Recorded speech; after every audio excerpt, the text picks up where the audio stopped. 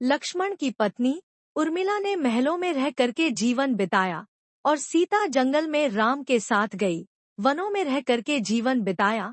शास्त्रों में ज्यादा गायन उर्मिला का है, परंतु पूजन सीता का है। ऐसा क्यों?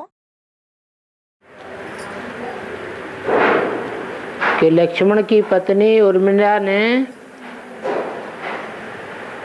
महलों में रह करके जीवन बिताया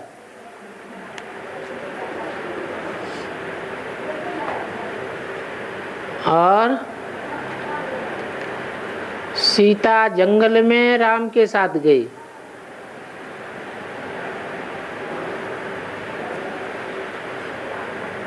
वनों में रह करके जीवन बिताया। शास्त्रों में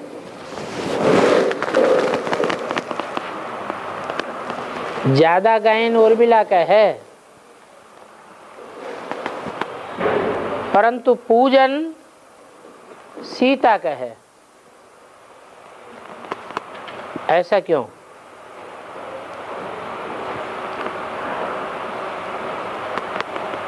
सुख सुविधाएं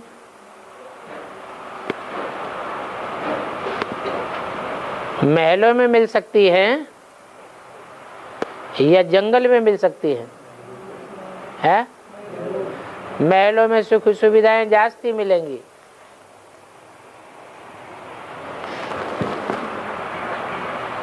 और साथ ही साथ जब सुख सुविधाएं ज्यादा मिलेंगी तो देहधारी की याद ज्यादा आएगी या कम आएगी? है? कम आएगी। महलों में सुख सुविधाएं ज्यादा मिलेंगी, खान पान अच्छा मिलेगा, मकान अच्छा मिलेगा, अच्छे अच्छे साड़ियाँ कपड़े आदि मिलेंगे, भव्य वस्त्र पहनने को मिलेंगे, तो देहधारी की याद ज्यादा आएगी या कम आएगी? देहभान ज्यादा आएगा या कम आएगा? ज्यादा आएगा।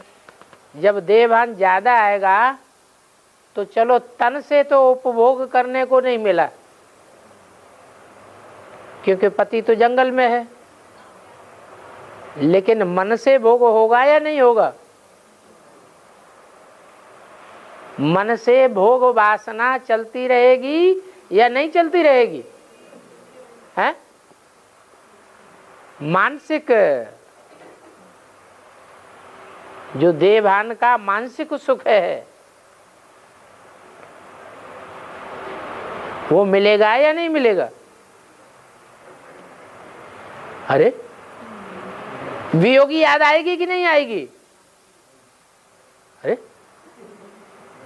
ना वियोगी याद तो आएगी, देहधारी की याद आएगी ना।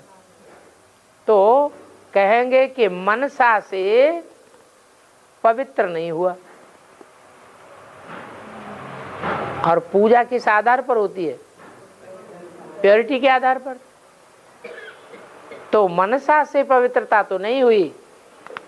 मनसा से पवित्रता का पालन न होने के कारण उर्मिला का पूजन नहीं होता है, लेकिन गायन जास्ती होता है। गायन का काम किया। क्या किया गायन का काम? कि बात मानी। किसकी बात मानी? पति की भी बात मानी, बड़ी बहनों की भी बात मानी, जो परिवार में जितने भी हैं बड़े, उन सबको राजी किया। सीता ने क्या किया? न माता की बात मानी, न पति की बात मानी, न ससुर की बात मानी, और आखिरी इन पंचवटी में जाकर के श्रीमत की लीका का क्या किया? उल्लंघन कर दिया। इसलिए गायन के हिसाब से उर्मिला ग्रंथों में आगे गाई हुई है, पूजन के हिसाब से आगे नहीं है।